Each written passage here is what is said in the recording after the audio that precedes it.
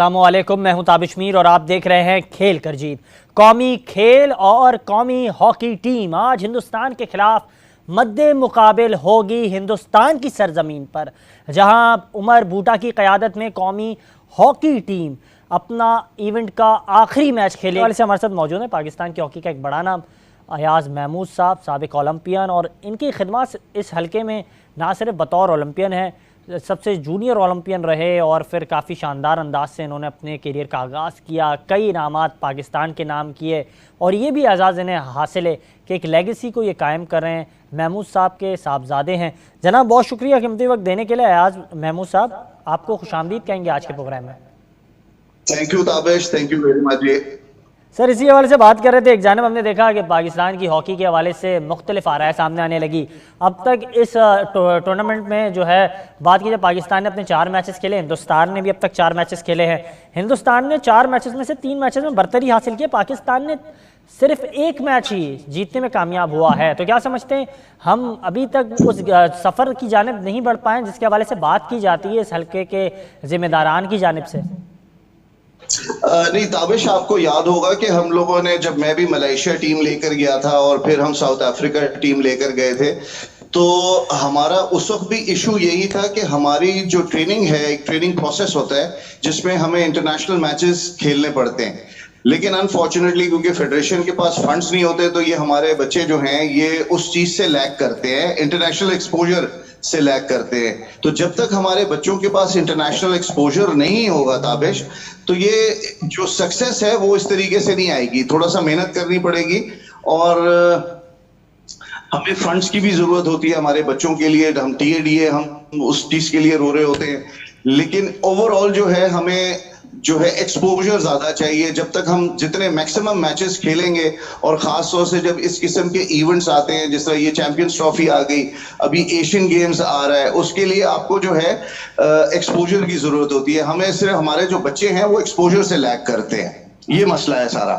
इसी वजह से आपको रिजल्ट नहीं मिल रहे हैं। बिल्कुल बजा आपने फरमाया। जिस अंदाज से आप गुफ्तगू कर रहे हैं, ऐसा महसूस हो रहा है कि आप ना सिर्फ जो है इस सिर्फ मैच को देख रहे हैं, आप अपनी मुख्तलिफ जो है हमेशा से जो आपकी एक ज़बरदस्त तबसरा करते हुए आप दिखाई देते थे, आप अपनी बात को ना सिर्फ पेश करते थे, अपना मुद्दा बयान करते थे। जब आप टीम के साथ मौजूद होते थे बतौर कोच, तो भी आपकी इस हल्के में जो खिदमत थी वो नुमाया नज़र आती थी। अजलान शाह उसकी मिसाल है। लेकिन दूसरी जानिब बात की जाए, पाकिस्तान की टीम हमने देखा माजी में मुख्तलिफ ऐसे इवेंट्स में गई, लेकिन हमने देखा तनकीद का सामना करना पड़ा था उस वक्त के हेड कोच को। एक्मैन साहब के बारे से मैं बात कर रहा हूँ।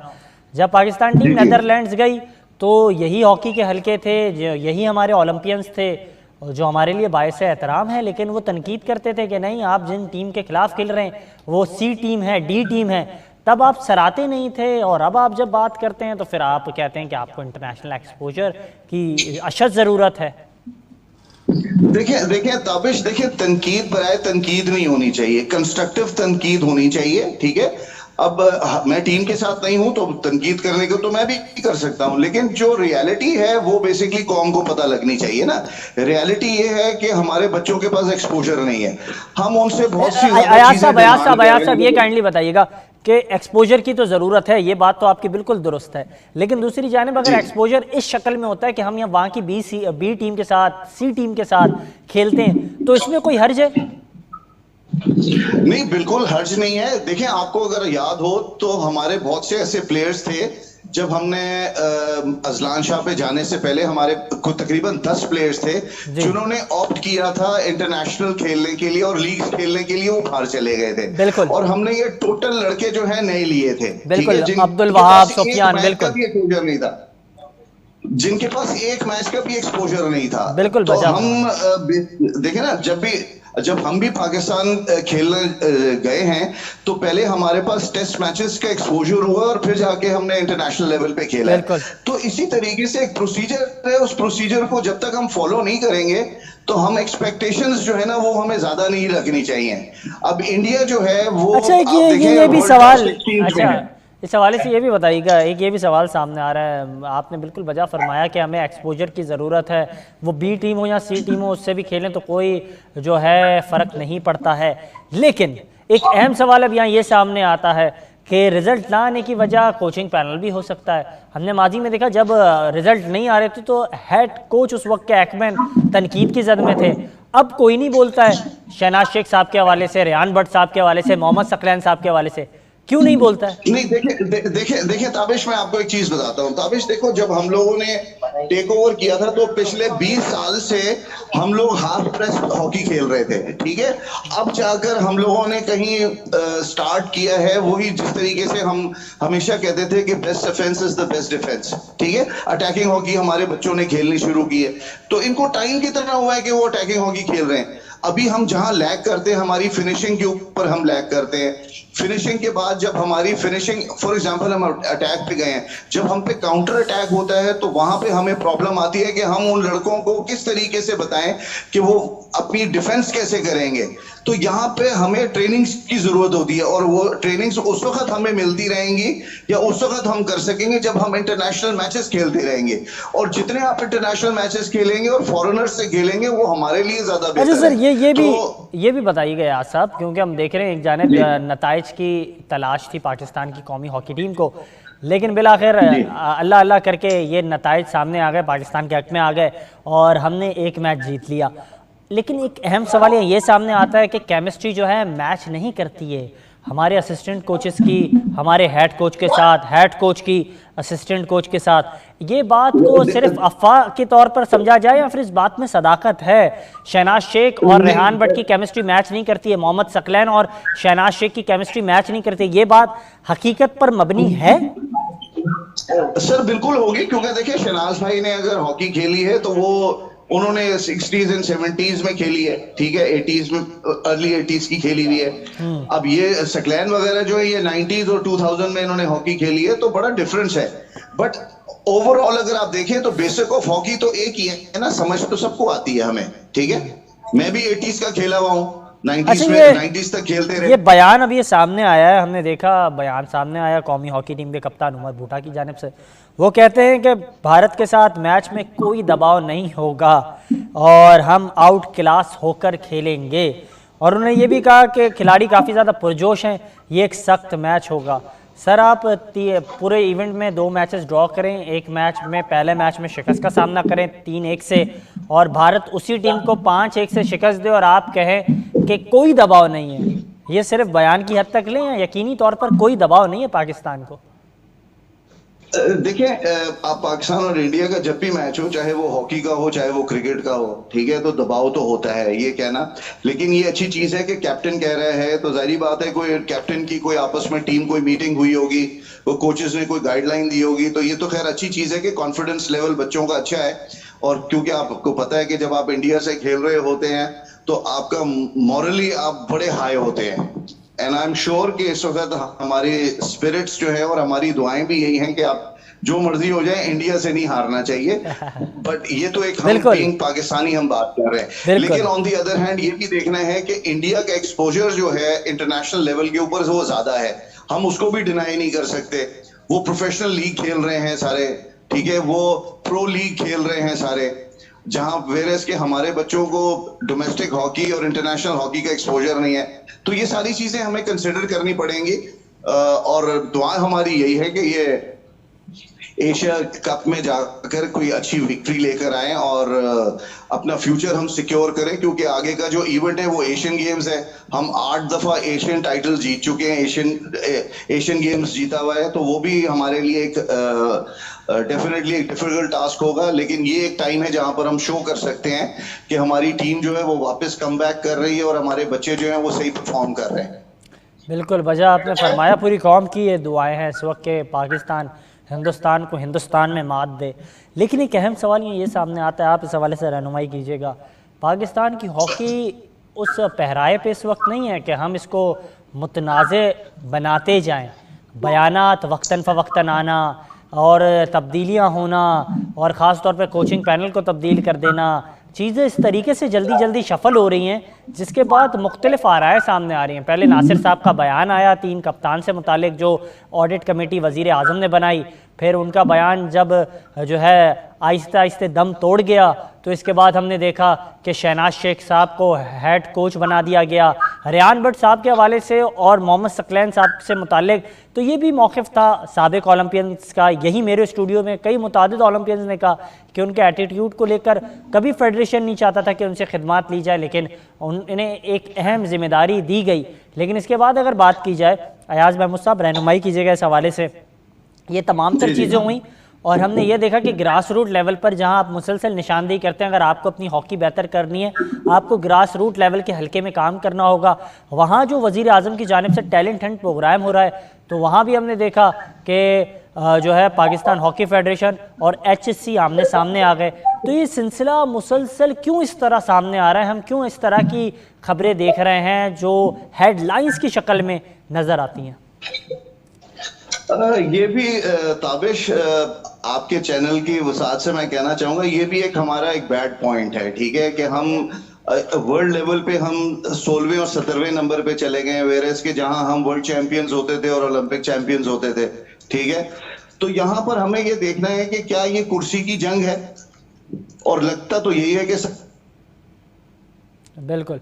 अच्छा सर, मुझे काइंडली ये भी बताइएगा कि एक जानिब हम देख रहे हैं, आपने बात की, एक बार फिर से रब्ता करने की कोशिश करेंगे, रब्ता हमारा मुनक़ता हुआ है और पाकिस्तान की हॉकी का एक बड़ा पार्टिसिपेट करने गई है।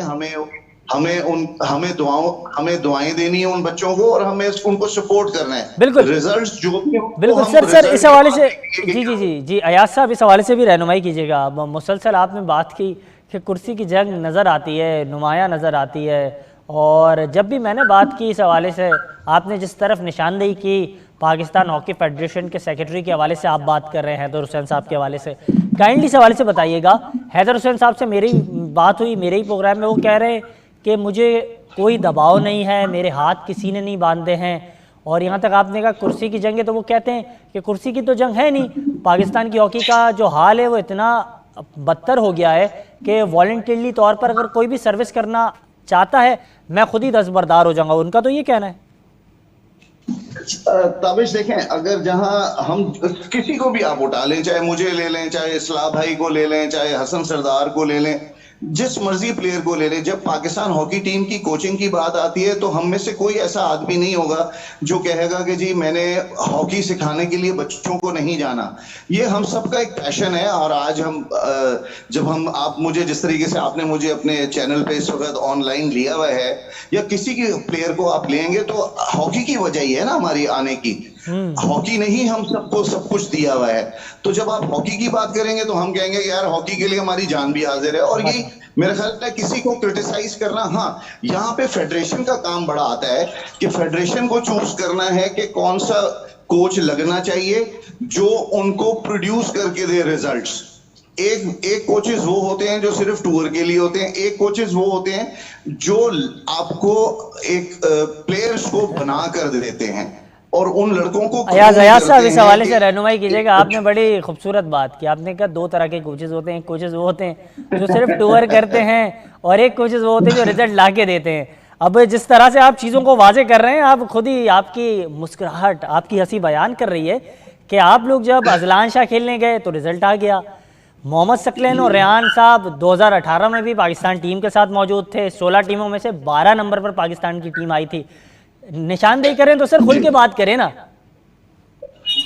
देखिए मैंने आपको कुछ चीजें ऐसी हैं जो ऑनलाइन मैं कह नहीं सकता, ठीक है, लेकिन मैं के लिए इशारा काफी है। सर जिस तरह से सर मुझे उम्मीद है, सर मुझे उम्मीद है जिस तरह से आप अपने कैरियर में फील्ड में दिलेरी का मुजाहरा करते थे, मेरे प्रोग्राम में भी करेंगे। नहीं मैं बिल्कुल, देखिए मैं बात तो ऑनेस्टली करता हूं, लेकिन मैं किसी का नाम कभी आइडेंटिफाई नहीं करता। ये हम सबको पता है कि कौन क्या कर रहा है। तो कहने का मकसद सिर्फ यही है कि हमें ये देखना चाहिए कि प्लेयर्स जो हैं, सर आपने बात भी कर दी, ये खूबसूरती है। जी सुने, एक कंटिन्यूएशन में कोच होना चाहिए जो आप 2-3 साल के लिए लगाएं और फिर आप उससे रिजल्ट मांगे। अगर हमने 6-6 महीने के लिए कोच लगाना है और उससे आप रिजल्ट मांगेंगे तो ये भी गलत है ना। चाहे वो सकलैन हो, चाहे वो रेहान हो, चाहे मैं हूं या कोई और हो, तो हम 6-6 महीने के अंदर कोई भी कोच, आपको कोई किसी के पास अलादीन का चिराग नहीं है जो आप रगड़ेंगे और वो टूर्नामेंट आप जीत के आ जाएंगे। प्लेयर्स और कोचेस की सर वैसे मुझे ये तो बताएं, सर मुझे ये तो बताएं कि आप उस इवेंट में थे अजलान शाह में, टीम ने काफ़ी अच्छा परफॉर्म किया, उम्मीद तो नहीं थी, मुतादिद खिलाड़ी जो है बैरून ममालिक में लीग्स के लिए वहाँ खिदमत दे रहे थे, पाकिस्तान टीम के साथ नहीं थे, नौजवानों ने पाकिस्तान को जो है काफ़ी शानदार खेल का मुजाहरा किया। तो ये सारी चीज़ें तो है कि आपके पास उस वक्त अलादीन का चिराग था। अगर कहीं है अलादीन का चिराग तो बता दें रेहान भट्ट साहब को भी, मोहम्मद सकलैन साहब को भी।